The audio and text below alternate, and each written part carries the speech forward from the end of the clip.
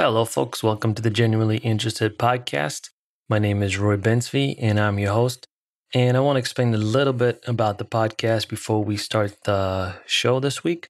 This podcast is an opportunity for me to speak with some of the most interesting people I know that I can find on the internet. So, either with amazing talents or achievements or just unbelievable life stories or invaluable insights into areas that they have dedicated their lives to studying. I sit down with these amazing individuals from all across the world. Really, I've talked to people from Slovenia to the Czech Republic to Australia to countries in Africa and South America, really just all over the world. And I try to ask them the questions that will hopefully help you extract something valuable or learn something new or just get inspired by. And I do hope that you do get inspired by these talks with some sort of a call to action, maybe change something that you wanted to change for a while, or even just enjoy, detaching from the world for an hour and listening to some great conversations. So whatever it is that you get from this, I do hope that you extract something from it and enjoy the conversations. All these episodes are available on all the major podcast platforms, iTunes, Spotify, Google, and the rest of them. You can also find the episodes on my website, which is roybensv.com. You can find a lot of other information about me there as well, from photos to a little bit more insights into who I am, if you're interested. And, you can always go to social media. I'm on Twitter and Instagram. You can find me there. I'm pretty active on both those platforms, although the only ones I have. And I try to post regularly so you can stay up to date.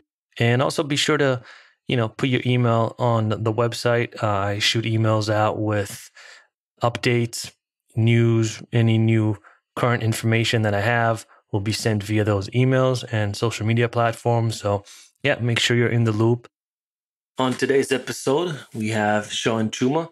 Sean is a base jumper, and I believe he has a record of close to 7,000 base jumps and about 800 tandem base jumps. I believe he holds the record for both of these, which is pretty incredible. It's a lot of jumping off bridges and buildings and cliffs. So this guy is one of the top base jumpers in the world. He's been doing this forever. He started skydiving when he was 16, and base jumping, wingsuit flying, proximity flying, skydiving, all that. But most extreme sports is something I'm really fascinated in. So I wanted to talk to him, get his perspective, and feel out his journey, how he came to be, who he is, what attracted him to, base jumping in the beginning. And it's super fascinating. It's one of those emotions that someone probably goes through when they're doing wingsuit flying or base jumping, that it's just so difficult to explain. The margin of error is so small when you're doing something like that. He was saying that when he jumps off the bridge in Idaho, it's about 5 seconds. The whole process, like from the bridge to your death, is 5 seconds. So, and they open their parachute after about 3. So you have 2 seconds left to make any sort of decision if something happens. And 2 seconds is not a lot of time. Although he does say that there is a slowing down of time when you are jumping. It almost is like those 5 seconds feel like they're, 20 seconds or 30 seconds or whatever it is. It's your whole world kind of slows down for those 5 seconds, and you're just much more hyper aware of the things that are going on, the decisions you're making. And, I can believe that. I've had some experiences where I just felt like time kind of slowed down. So it's super interesting. We tried to cover a lot of ground as far as talking about what base jumping is, its history, where it could potentially go, just all the different aspects of it, from what tandem is to what are the different types of jumps that you have in base jumping, what does the acronym stand for. And honestly, like, I learned a lot. It's something I've always been interested in, and I've done bungee, I've done skydiving, but never took myself to that, not to the next level, but never took myself to try base jumping. It's not the most accessible thing. Skydiving courses, lessons, places are available pretty much everywhere. Base jumping is a little bit more difficult. I don't know how many schools there are across the country. I know his is one of the top leading schools in the country in Idaho. And I'll make sure to, put the links in the show notes. So if you guys are interested, just follow the link and hit Sean up. I'm sure he'll be more than happy to have you come and try and maybe share his passion for the sport. And this was a very fun conversation on a topic that I really enjoy. And I'm trying to get more people that, have these type of insights, that have been doing something for a very long time and are proficient in it and can just really give you an insider's look, sort of under the hood, what's going on, teach you about it. Because I'm interested in so many different things. Obviously, throughout your life, you can't focus on everything. You have to kind of be singular and granular at times and just focus on one thing. But now with this opportunity and this platform, I really enjoy talking to people that are at the highest level of their profession, their industry, their sport, whatever it is. And you guys seem to enjoy it as well. I'm starting to get emails from people. And guys, if you have guests that you want for me to interview, feel free to shoot me an email. I'll do my best. If you have any questions, comments, again, feel free to shoot my emails in the show notes as well. And I hope you guys enjoy this week's episode as much as I did. And without further ado, here is this week's guest, Sean Chuma. The Genuinely Interested Podcast.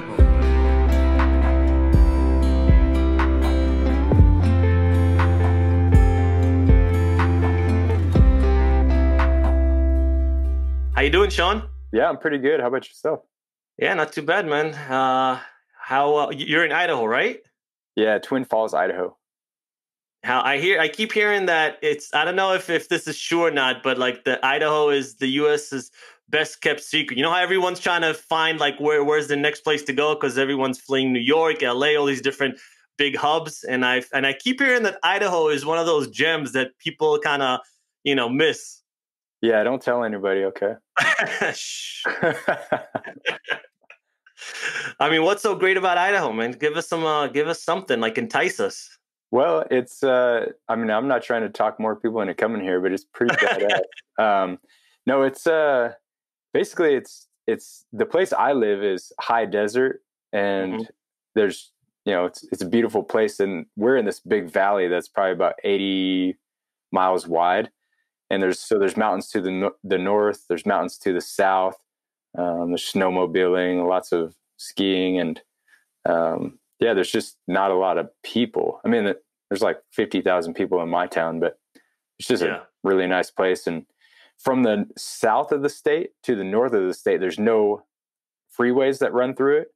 So the whole like middle part of the state is just, you wouldn't go there unless you go on 2-lane roads. So I think that's one of the reasons why it's not, infiltrated with people.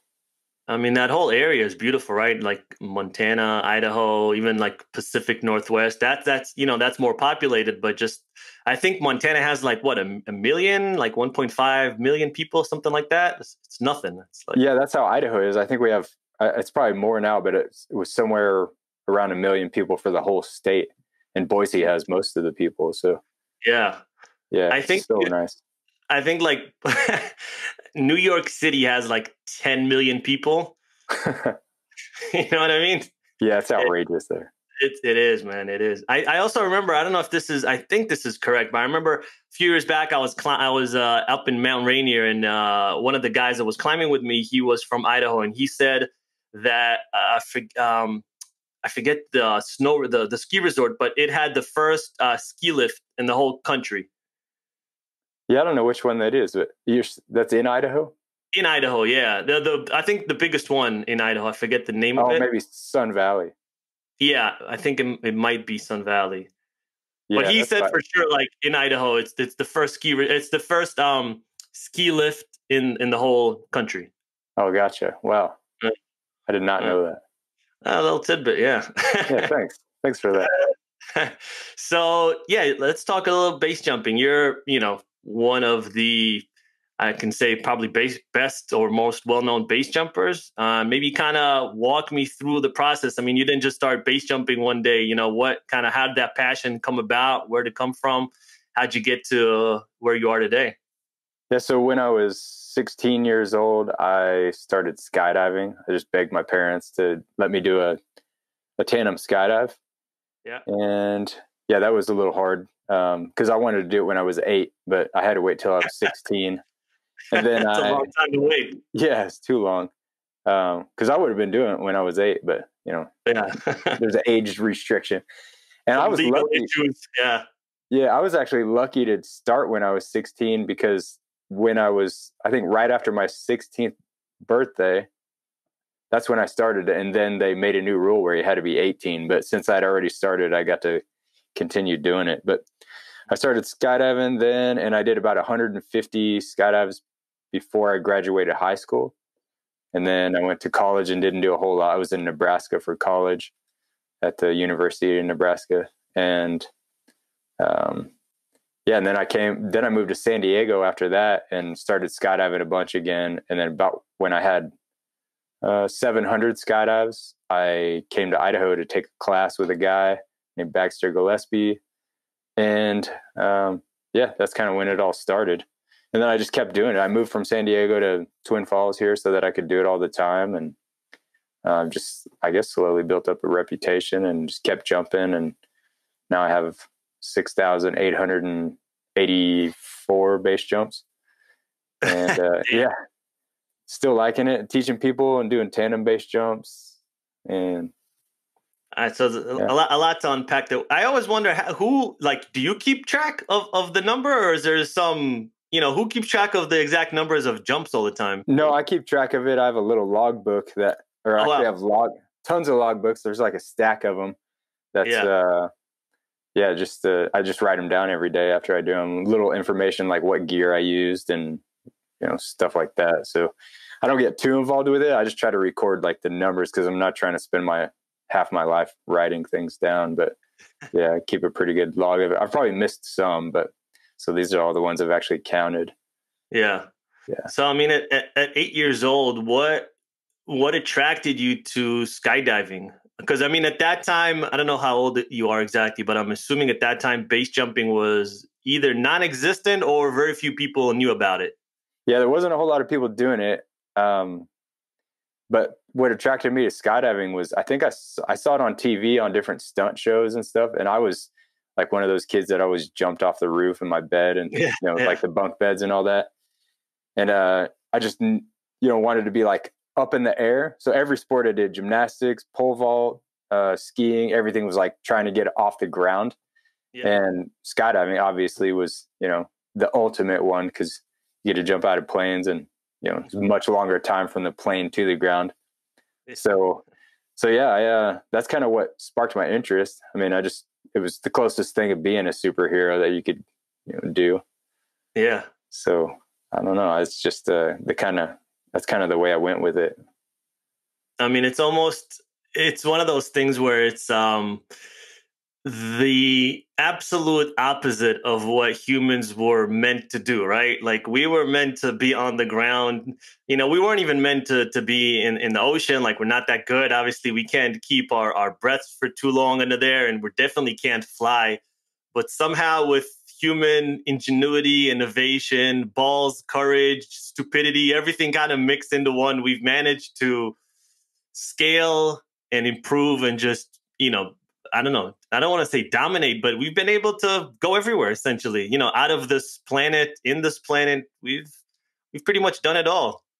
Yeah, we're able to make tools. I think that's one of our strengths. So yeah, just all the cool things that we've made.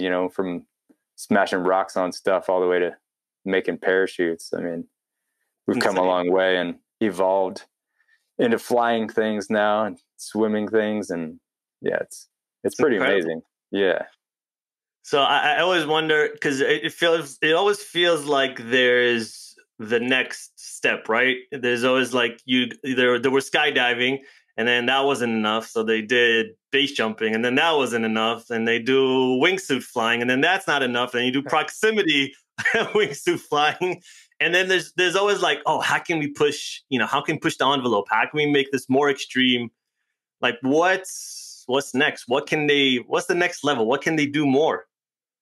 I guess, adding power to it, but then you're practically in a plane again. Yeah. Yeah, the gear always gets better. I know as far as wingsuiting, the wingsuits just keep getting better and better and more efficient. So they'll start quicker, but then also when they, and I guess what I mean by that is when you can jump off of lower stuff. Yeah. So it doesn't have to be so high, but yeah, they can start quicker and glide farther, and I don't know, just fly more sporty like, they just keep getting better and better, which is pretty awesome because they used to kind of suck, to be honest. I mean, it wasn't even that fun, but now they're just so much fun because you can fly on your back and real close to your friends, and yeah, they're amazing. Jesus, I don't know where. Yeah, you just flip over and just kind of lay there and look up at the sky or whatever. But yeah, it's kind of what does that even feel like? Like I can't, it's one of those things, right? Humans always wanted to fly, but we've done this in I don't want to say synthetic way, but we engineered a whole machine around us. But you guys essentially are the closest thing that we have to birds. Like you're using your own body, and you're just flying. And I don't know. I can't even imagine what the feeling is like. Yeah, it feels so good. It's just pure and free, and yeah, I don't even know how to explain it. It's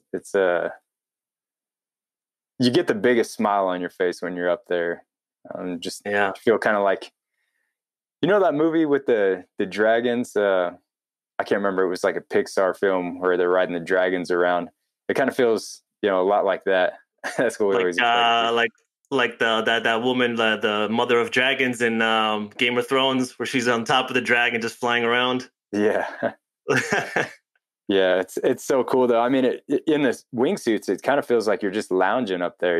If you try to get, like, eventually you get over the actual like fear of it, of what could happen, and you just become really in tune with it, and you just become very relaxed, and that's when it gets really fun because you become more precise, and you can just do a lot more and take so much in, and it just gets really good. And people always say that they see us as adrenaline junkies. I never really think of that at all.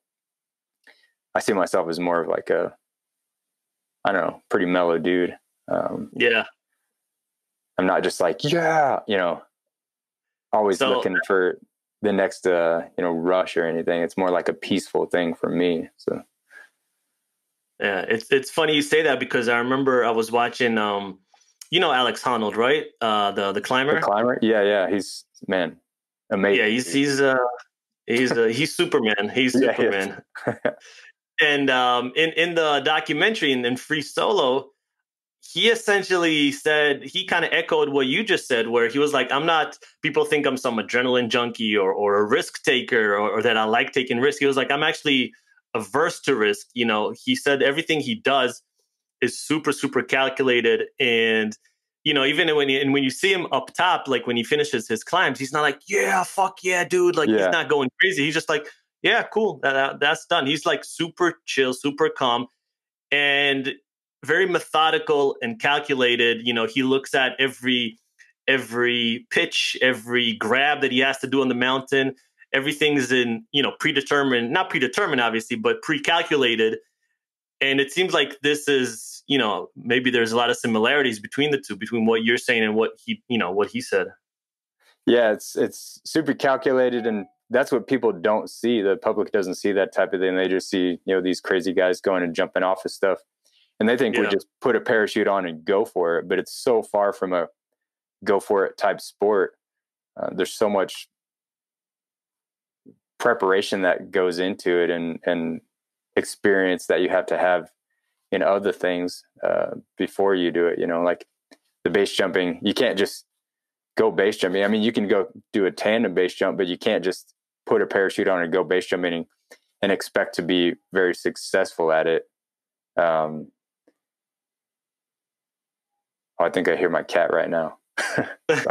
um, anyways, yeah, you if you do that, your chances of like killing yourself are pretty high. So that's why people go and do at least 200 skydives and get really good at flying a parachute, because in base jumping you got to land in tiny little landing areas, and you're falling next to rocks and all that.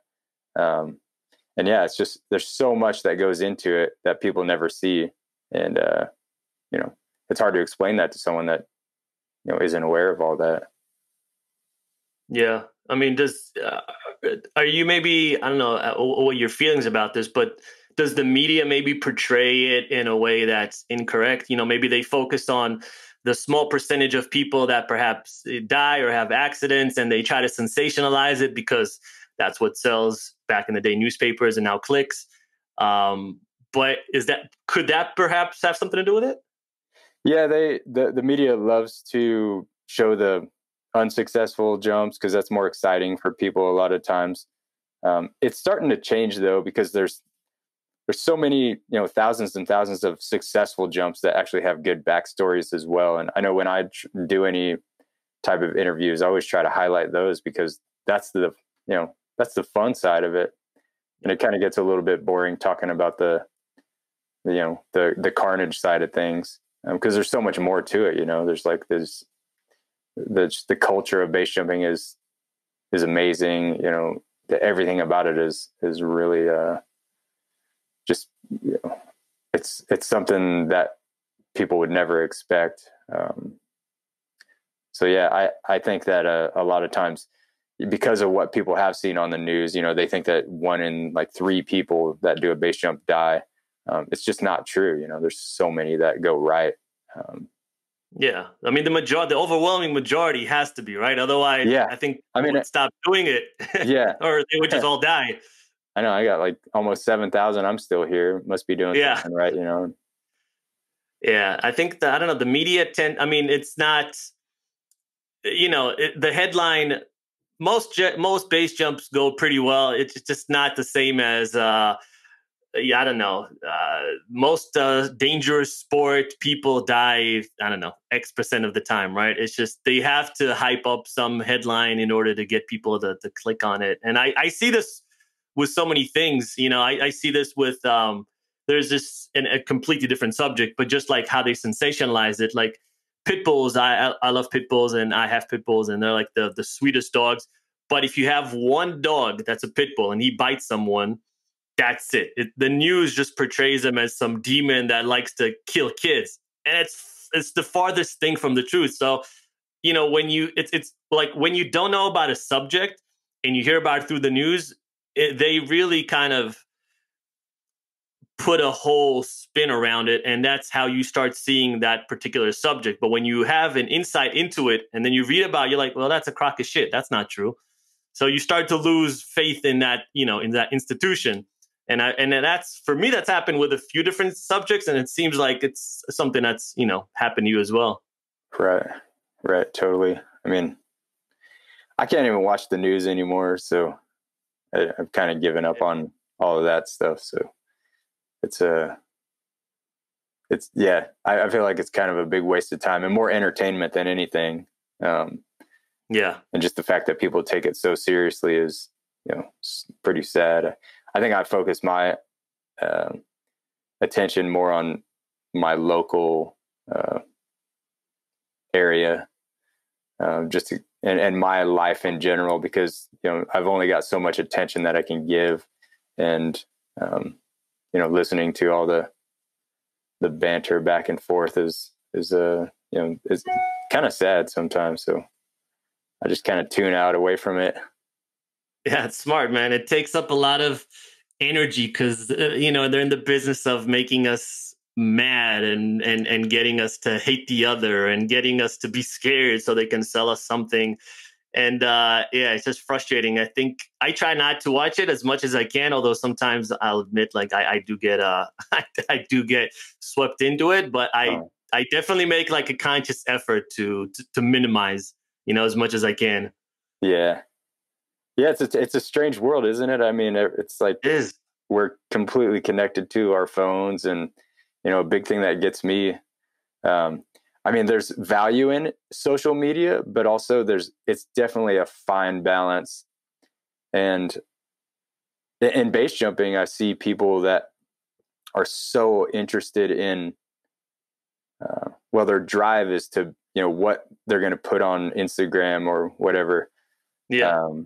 That's like their whole, that's what they're going for. Like they're like making sure their camera's on and kind of missing out on the whole point of the base jump, which is kind of like, you should be able to do it even by yourself and without cameras and everything, because there's something there that, you're doing, for yourself. There's a deep passion there. And if your passion is just to get, something to put on Instagram or Facebook or whatever it might be, I feel like you're missing out. And I see it all the time. And it's pretty weird to me because that stuff becomes kind of cheesy. And, it's like, I don't know, there's a lot of people that are just, it's like they didn't get enough attention when they were younger or something, and maybe they're making up for it. But I know for myself, it's like I go out there and jump alone sometimes, and because I'm just out there to enjoy the sensations and just the peacefulness of it, and I feel like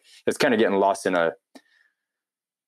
lots of different activities that people do. It's, there's a different drive there.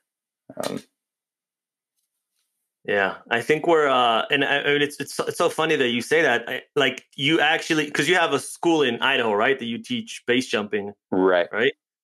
And skydiving as well, or only base jumping? No, I used to teach skydiving, but I actually live pretty far from any skydive places. So when I go skydive, I just go for fun now. So I just purely teach base jumping. My school is called Interdimensional Base, and I've also got a company called Tandem Base.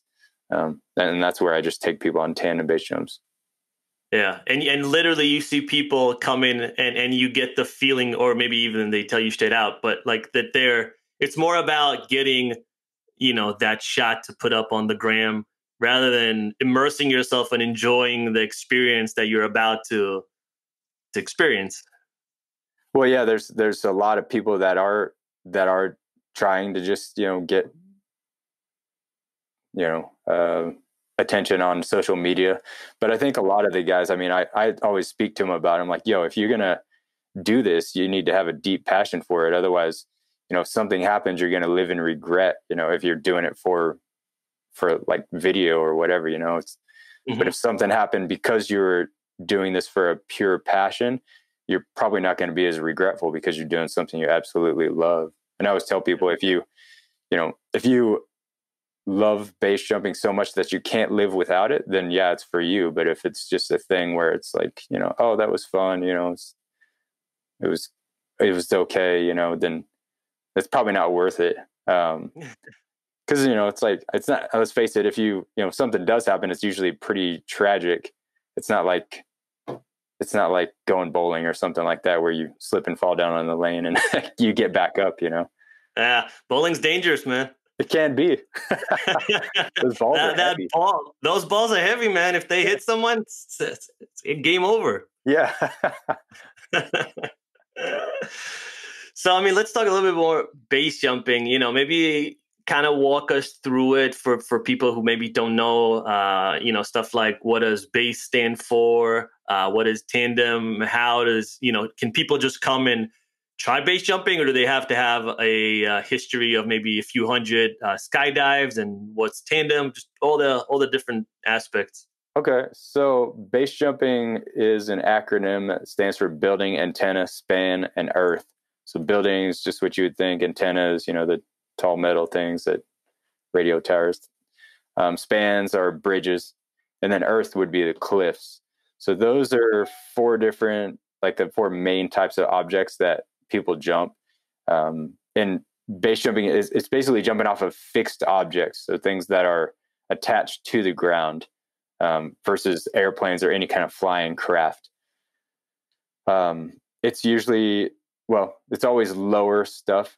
Base jumping is off of lower things. I mean, from 120 feet to a couple thousand feet. Actually, there's cliffs that are even taller than that. But yeah, they, you jump off of these things. You only have one parachute So instead of skydiving, you have 2 parachutes. The reason why we don't have 2 in base jumping is because there's just not enough time for it. We open low, so we basically pack our main parachute like it's the reserve. There's just not time for the second one. And yeah, people have been, I mean, skydiving came along first, and people have been base jumping, I think, since the 70s or so. There were some guys that used to go do it in Yosemite, and then a handful of guys that would just, you know, the true pioneers were jumping round parachutes off of stuff, which is, if you look at it now, it's crazy. I mean, we jump around parachutes off the Perrine Bridge, but it's to land in the water, because you don't have any directional control really with those. And you could easily drift back into a cliff or whatever you jump. Jesus. And they land real hard too. So, yeah, that's dangerous, right? The landing part, like you have to, you know, I remember I did a course in skydiving, and I actually landed by myself once, and had like a guy talking in my headset, and he was telling me, like, a few seconds before I landed, he was like, brake. And even still, I landed, like, you know, not hard enough to break anything, but, like, you know, fairly hard. And I was like, damn, if I wouldn't have done that, I would have shattered my whole body. Yeah. There's a lot of timing involved. So you know, you just got to do it at the right time. You got to land into the wind, and you can't turn low, otherwise it dives and you smash into the ground. But yeah, it's kind of a big thing. I mean, that's how most people get hurt, is making, you know, contact with the ground again. So yeah. But yeah, I mean, what other questions were you asking me? So as far as like base jumping, when people come to your school, so you have obviously the tandem one, which is essentially someone's attached to you, right? And then I'm assuming you just jump off a bridge together. Yeah. So with tandem, it's a lot like tandem skydiving, except you know, we base jump, and so I attach a person on the front of me, and we jump off together. It's for people that don't have any skydive experience, because normally to start base jumping, you have to have at least 200 skydives. But this is kind of a chance to let a person see basically why we do it. You know, they get a little taste of base jumping. And I've done those all over the world, but I mostly do them here at the Perrine Bridge. It's 500 feet. And I've done them at Bridge Day in West Virginia. You ever been there? No. That's a trip. You should go. It's like in October every year. But anyways, there's like 400 base jumpers that come jump for 6 hours off of this 876-foot bridge in Fayetteville, West Virginia. And they've been doing it since the 70s or so. But yeah, I do tandems off of there. And I've done one in Italy off of a big cliff in the Alps. Okay. And Acapulco, Mexico. There's a building down there we jumped off of. And also the KL Tower in Malaysia. And there's a bunch of others. How's that? I saw a video of you jumping there. Oh, yeah. That place is awesome. It's 1,000 feet tall, and we just get to rage for 4 days. It's an event. Yeah, so we take the elevator up and just jump as many times as we can. We build rope swings and just like throw each other off, do lots of flips, and it's so much fun out there. I think I did like 80 jumps in 4 days. One of the years I was there. But I've jumped off of that thing like probably 500 times or so over the last 10 years.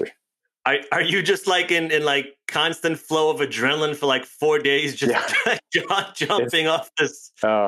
It's one of the most exhausting events I've ever done, because there's so many hours in the day that you get to jump, and it's really hot because you're down by the equator. Yeah.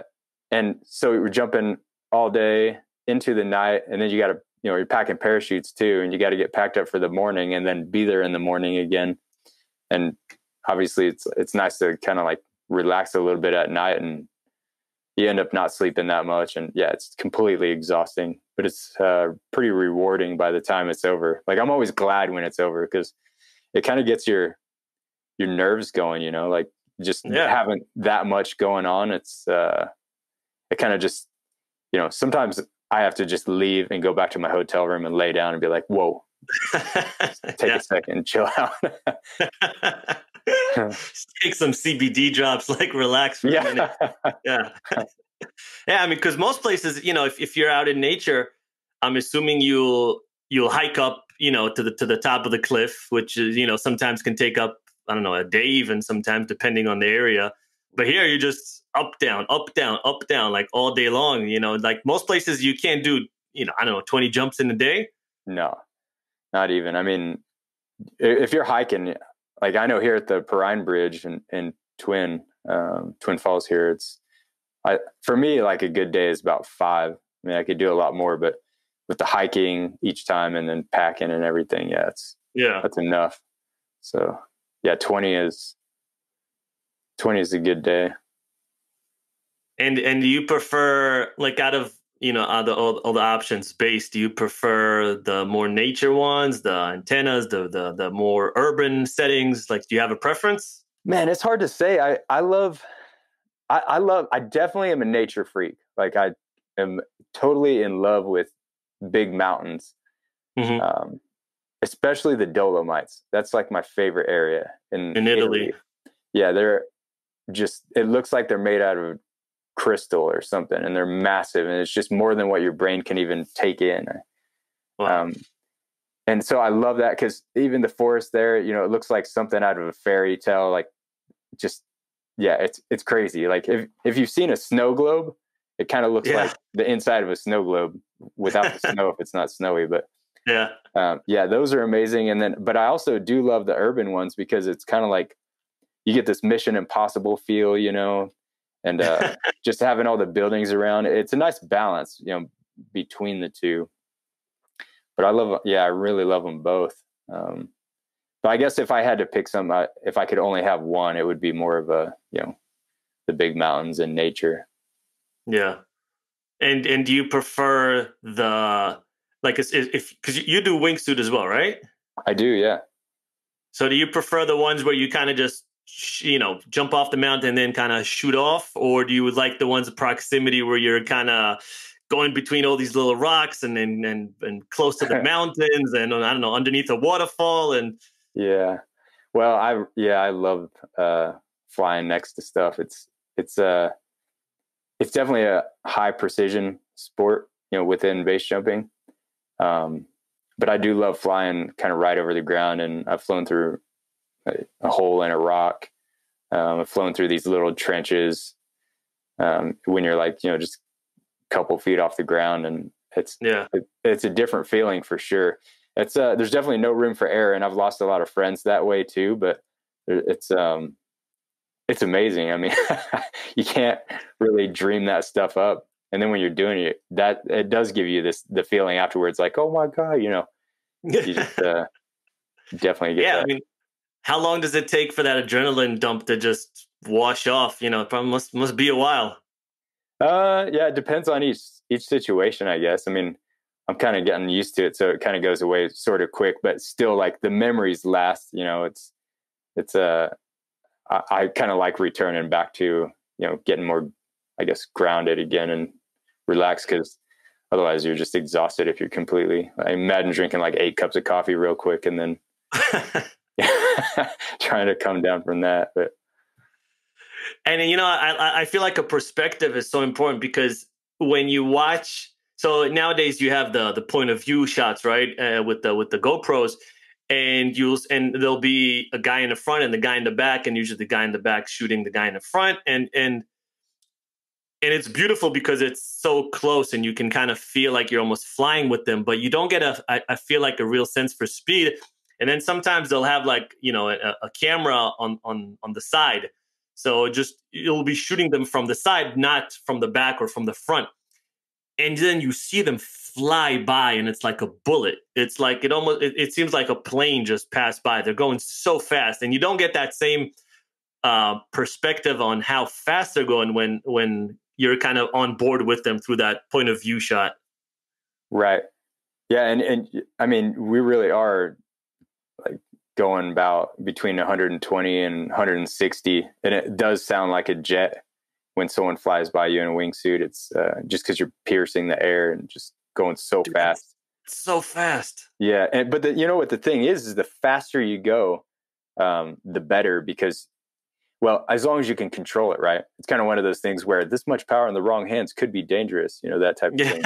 But, if you're really going fast and you have more power, because that is your power, the gravity and speed, so that if you're going across the ground and all of a sudden there's a rock or a slope coming up and you got to pull up, then you just have more power to do that. And you can almost think of going up and you'll shoot up in the air, but then you do bleed off your power. So you're trying to, on wingsuit base jumps, you're really trying to just go as fast as you can on the way down when you're proxy flying, so that you can keep that power in the tank, basically.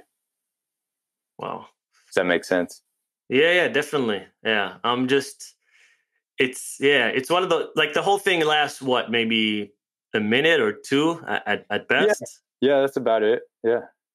And that's a pretty long time when you're doing it. I mean, yeah, it's very, if you think about it, because you have to be just super hyper aware and alert of every little, movement that your body is making could be, fatal, right? And so you have to be so hyper aware. Are you almost in a meditative state, or in some sort of a tunnel vision type of zone type thing, where you're just you're not even aware of what's going on the outside. You're just hyper focused on what you're doing at the moment? Yeah, very much. So it's kind of like you just see in every direction, and you kind of develop these senses that you wouldn't normally have.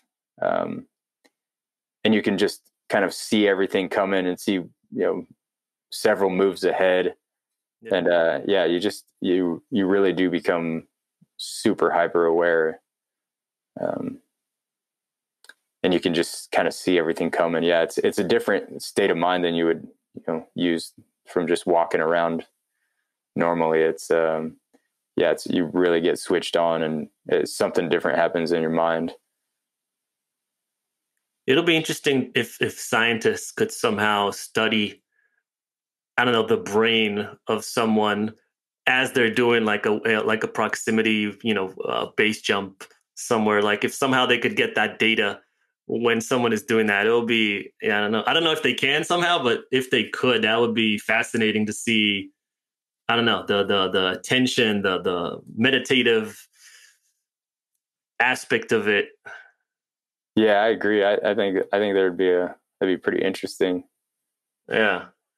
I remember watching a few years back, Jeb Corliss, and he was jumping through this little hole in the mountain in China. And it's one of those things, right? Like we were just saying, no room for error. It's just an inch to the left, an inch to the right, and he's smushed up at 150 miles on this rock, essentially. And again, that's, I'm sure there's a lot of preparation and logistics, and I'm sure he did some maybe test trials and just a lot of work that went into it. But still, it's just, there's just literally zero room for error in those situations. Yeah, you got to know you have it in those kind of situations for sure. Otherwise, it's, it's not one of those sports where you can just kind of say, yeah, I think I got it, and then go try it. It's you got to really know and see it in your mind. I mean, and there's practice that can be done, but I know at that point when you're, to actually go through a hole in a rock or whatever it might be, you got to nail it, and you have to know the situation. Basically, you have to just see it all in your mind, and make sure that you're, it's pretty serious. So yeah, make sure you land on the other side. Have you ever had any close calls, something that made you maybe rethink the whole situation? Like maybe I don't want to do this anymore? I have, actually early on, I think it was only my 22nd jump or so. It was down in San Diego, off a bridge. And I had my parachute open facing the wrong way. And I had a bunch of line twists. So imagine you're sitting in a swing, like a little kid's swing, and it's all twisted up with twists all above you. Same thing can happen with a parachute. And I had that. So there's all kinds of line twists. And when that happens, it's hard to control the parachute unless you can reach above the line twists. And I couldn't. So I was headed towards the pillar of the bridge. And it just that. And then I crashed into this big bush. I didn't get hurt or anything, but I was kind of stuck there for a little bit. And And it was just that feeling of the lack of control made me kind of wonder if I wanted to do it anymore, because I didn't like that feeling, not being in control.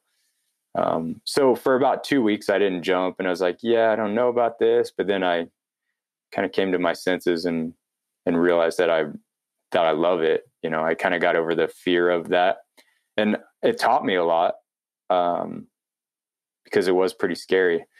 But I, ended up continuing base jumping, obviously. Yeah, here you are. Yeah. And I've had other situations where I had close calls, and they're always, it's always a learning experience. Like, it can be very crushing to your confidence. Like, for instance, for me, I've had the bridle. Well, there's this thing. So you got the pilot chute, right? That's a little thing you throw out into the air. Then that catches the wind and it pulls these pins out of the backpack part, which is called the container.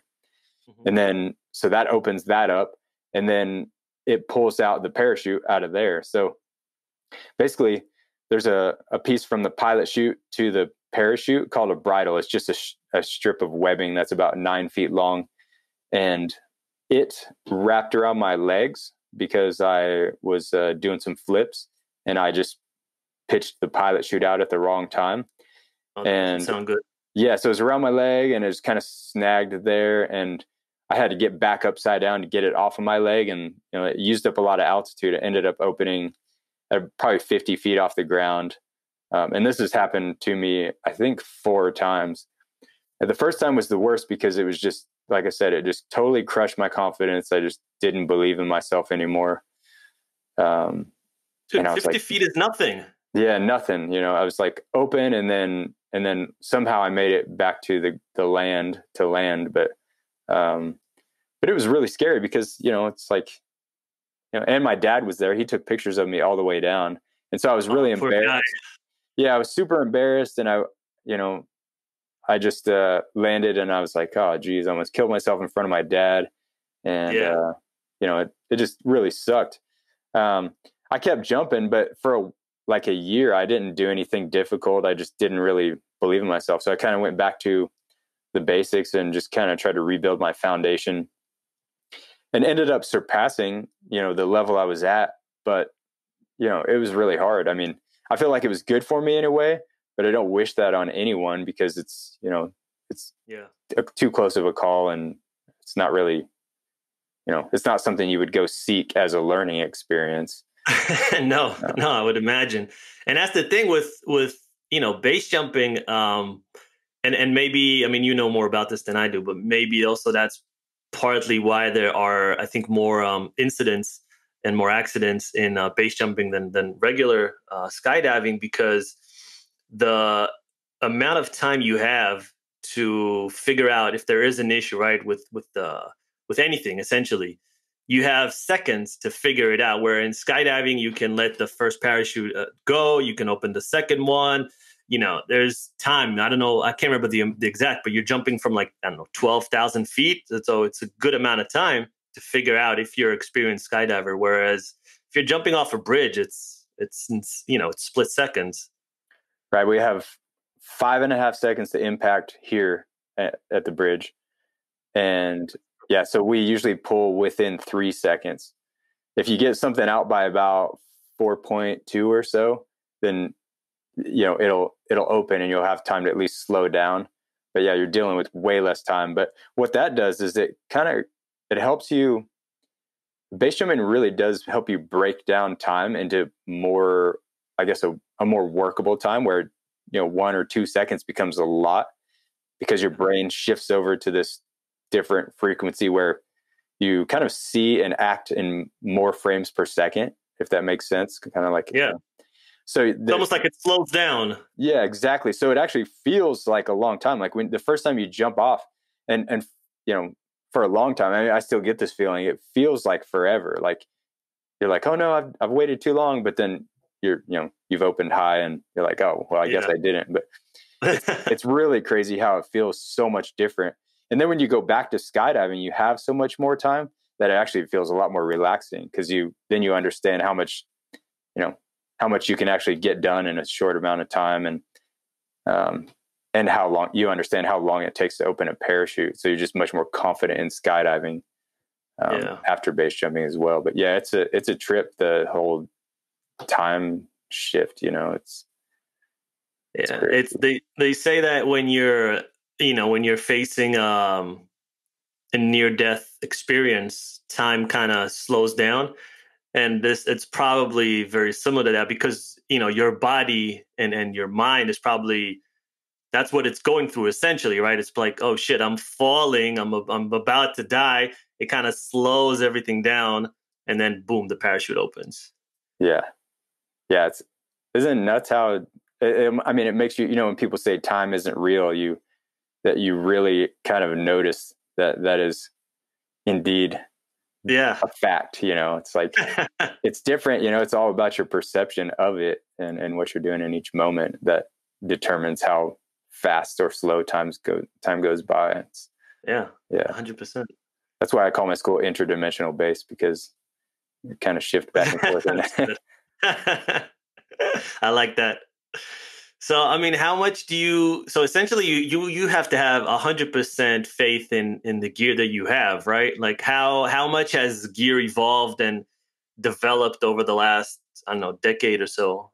And I mean, is there still room for improvement? Are they still, making shit better all the time? Yeah, it looks the same to the average person. Like a parachute, it's got that rectangular shape. It's always been that way as far as ram air parachutes. I guess there's the round parachutes too, but those are older. The ram air parachutes, yeah, they look the same, but there's all these different tweaks and different uses of or different types of fabric that have made it better. And then also now that there's computers to help the flight side, like the actual shape of it and the airflow over the top of the canopy and everything, they become more efficient so they can land better and glide more and open like on heading more, open in the direction that they're intended to open. And so, they've gotten a lot better. And now you can actually fly them backwards a little bit, which is really good. Yeah. Not a lot. I mean, they really sink out, but imagine if you say you jumped off a cliff and your parachute opened 180 degrees. So basically facing back at the cliff, you have to turn it around really quick. And if you're close to the cliff, you actually have to basically tilt the whole thing backwards and make it slide back away from the cliff and then turn it. And so nowadays they're actually able to go backwards, and instead of dropping too much altitude, they actually can sort of, they stay higher, they stay pressurized, and you're actually able to go back without losing as much altitude. So it's a pretty big deal. Yeah. So, I mean, because I've never seen one in real life, but are there pockets that air can actually flow through the suit, or is it all just below the suit, and that's essentially what keeps you flying, or does it go through? You're talking about a wingsuit? So the wingsuit, yeah. Are there maybe slits in the suit that allow air to kind of fill it on the inside, and that's what keeps you afloat, or is it all is it all kind of like a plane where it's just below? Yeah. So so that we can move around when we're not flying. So when you're just standing on the ground, it's just a suit with fabric, but it has these inlets and then what's called cells. So these inlets, as you're flying, basically head first, air goes into those, and it's basically ramming air. That's why it's called ram air, because it rams air into these cells and makes it so that the internal pressurization is really high, and it becomes like a rigid wing. So it's trying to mimic a hard, rigid wing made out of metal or whatever, by using air that's just ramming into there. So it's just high pressure inside the suit. It doesn't flow through. It actually just stays in there, and it builds so much pressure the faster you go. Okay. Yeah. And the parachute's the same way. So it's actually the same type of technology. Okay. And the higher pressure, the more rigid it is, which makes it more efficient. Are we at at a level, because we're so advanced with everything, right? Doesn't matter. Take any sport, like they keep evolving either the shoes or the gear or the I don't know the snowboard, the skis, everything, the helmets, everything just gets better and better each year and lighter and more sturdier. And how much, if any, do you guys have with malfunction or stuff like that, or is it to the point where the gear is like 99.9% foolproof? Yeah, I think it's.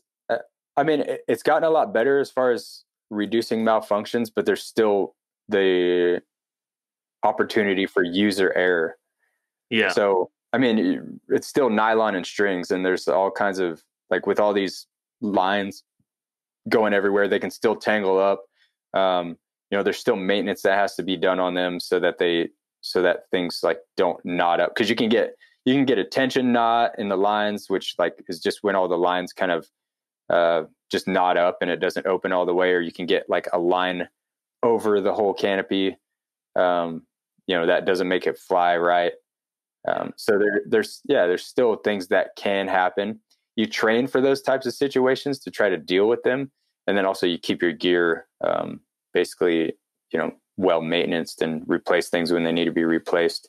I think in the future, the gear is probably going, like you're asking about, can things get better? I say yes, but I don't know how exactly, but I always envision, we've got all these new materials and I guess, space age fabrics and stuff, nano fabrics or, things like that.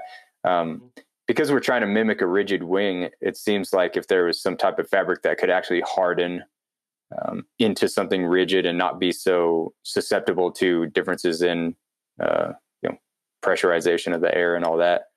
Yeah. It seems like, it could go in that direction. I wonder if like it becomes a more popular sport and like, let's say it goes mainstream, that will maybe bring in some of the top scientists or physicians or whatever it is, not physicists, people. Yes. Physics. In the world, maybe they will invest more time and money and come up with something that's, just next level that currently just no one's even, I don't know, thinking about.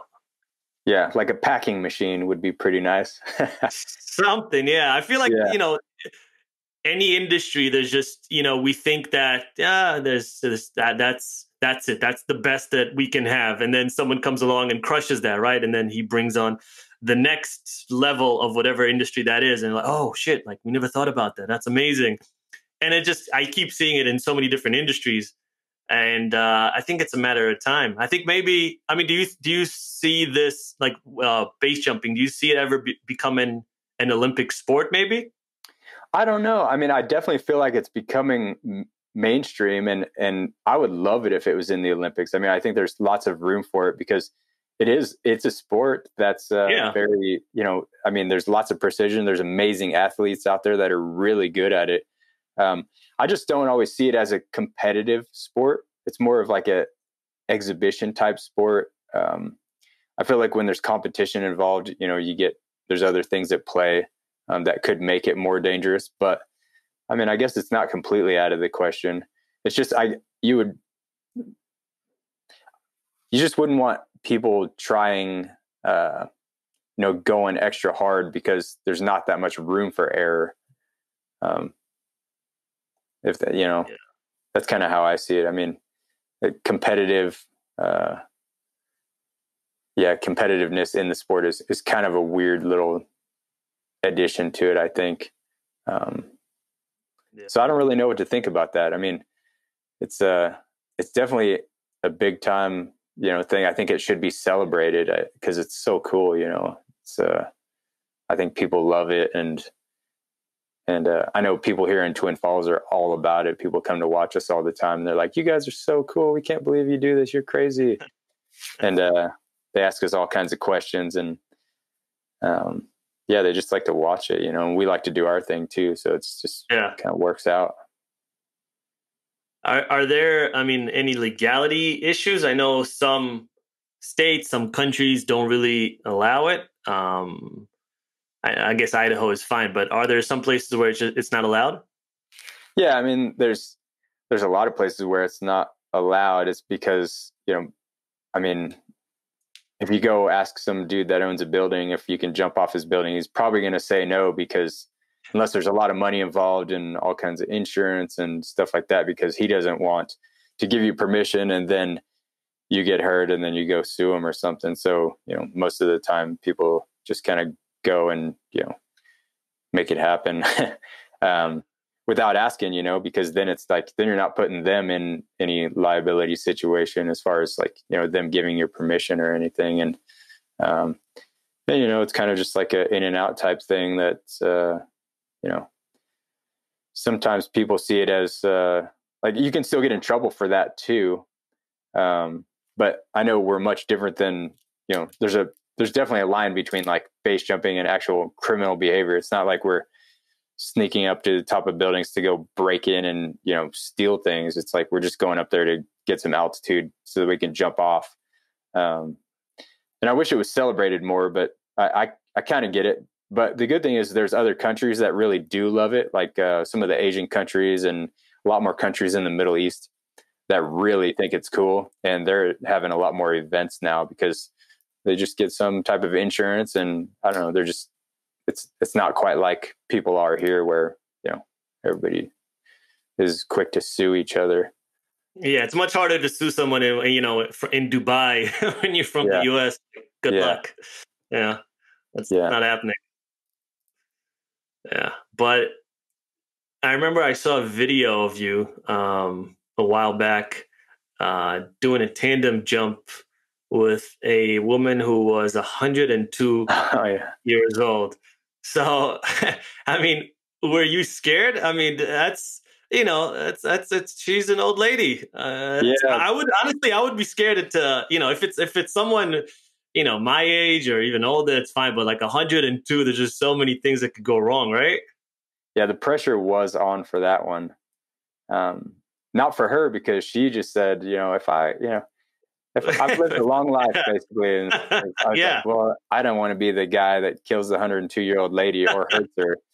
So I can already see the headlines, Yeah, I know. I saw them too. I was like, oh man, I don't want to, this could easily go one way or another. And I just did everything I could to my best of my abilities. And it was the softest landing and it turned out really good. But yeah, it was a challenge for sure, because I knew that we had to, it had to be really gentle.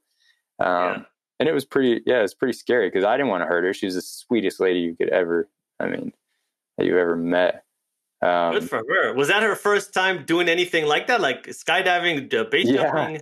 Yeah. And she'd grown up in the area. So, and she said, I used to climb tall trees and climb on the highest haystacks and stuff like that. And I was like, oh, get ready for this.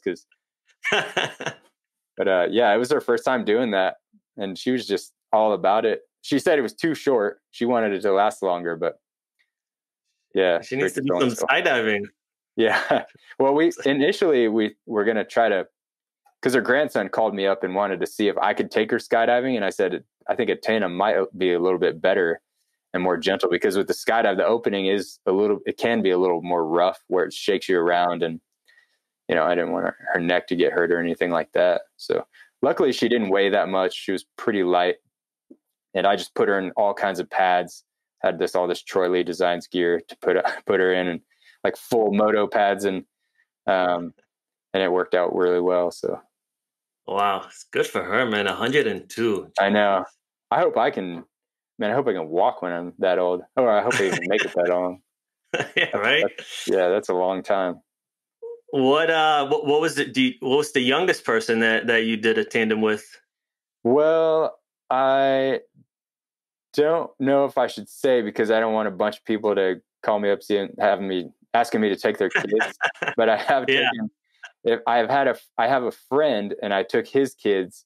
I won't say how young, but okay. I took his kids because I know him, and he's also a parachute manufacturer, so he understands the risks of the sport.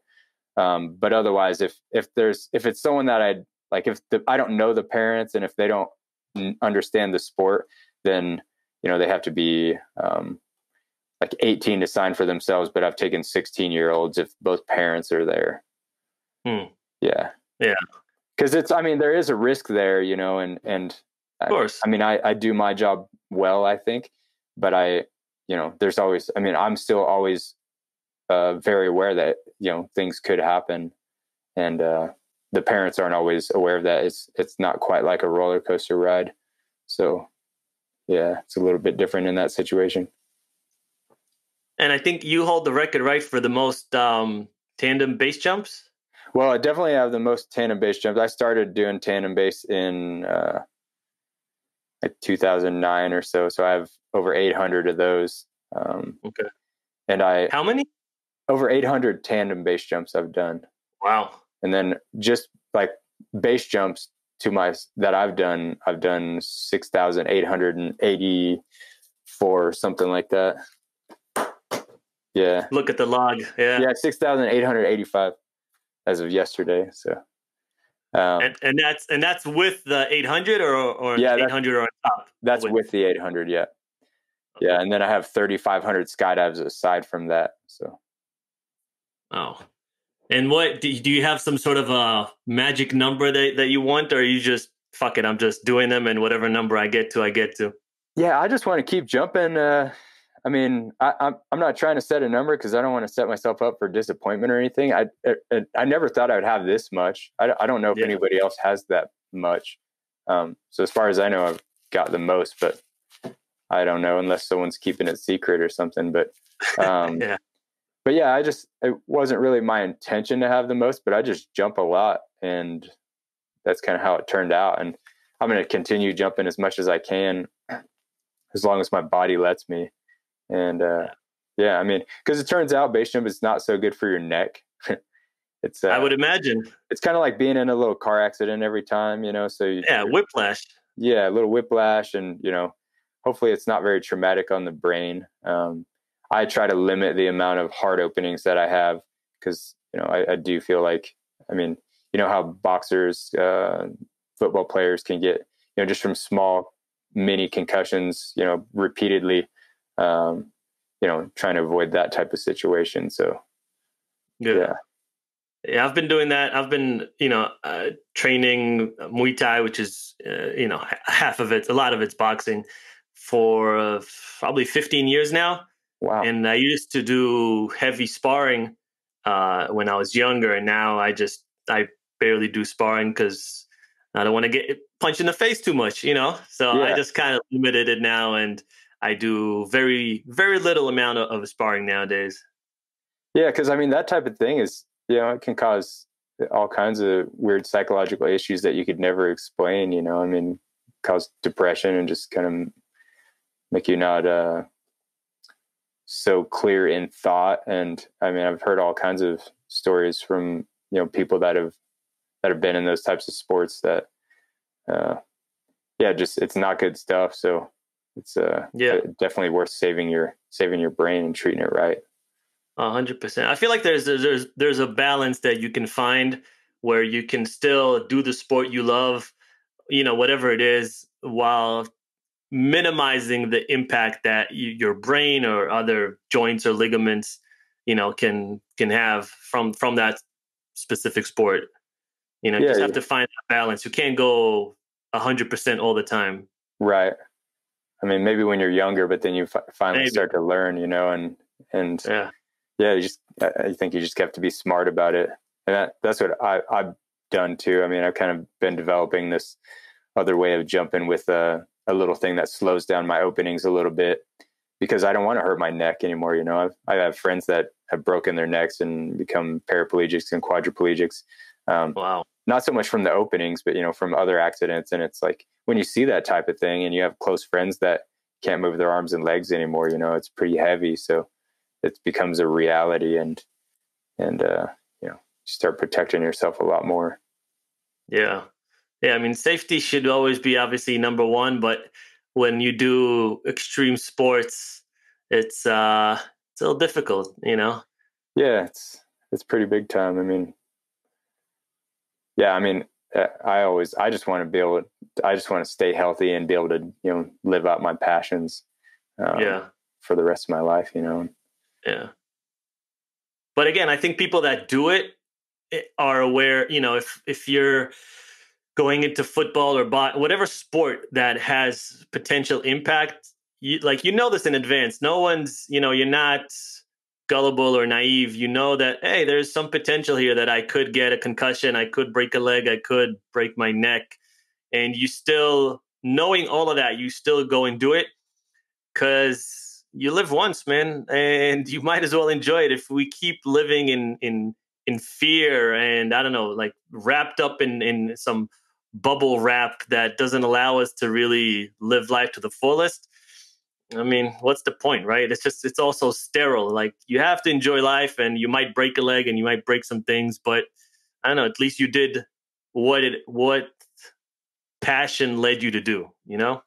Yeah, I agree so much. There's so many people out there that are afraid of doing, you know, sports like what I do. And that's fine. I mean, I don't feel like base jumping's for everyone, but Yeah.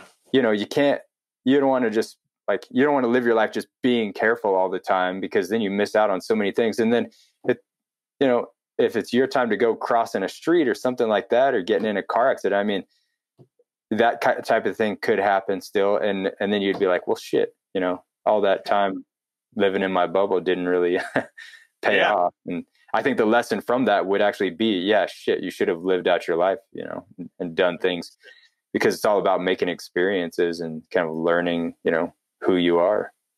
Yeah. We're here for a very short time.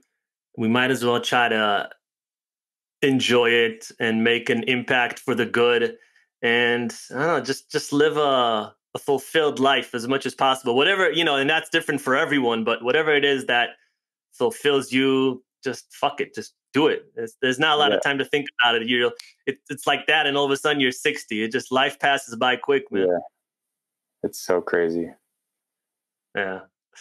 Well, Sean, man, I want to thank you so much. I had a blast talking to you. I loved learning about base jumping. You know, I knew very little about it. Like, I always loved watching it, but I didn't know the ins and outs. So it's amazing to get someone like you and, you know, give us some insight.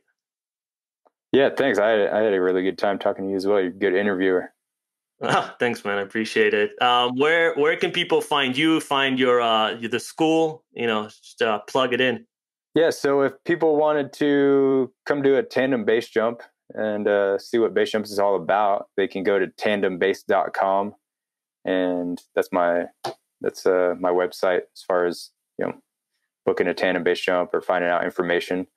I also do them all over the world too, more exotic base jumps.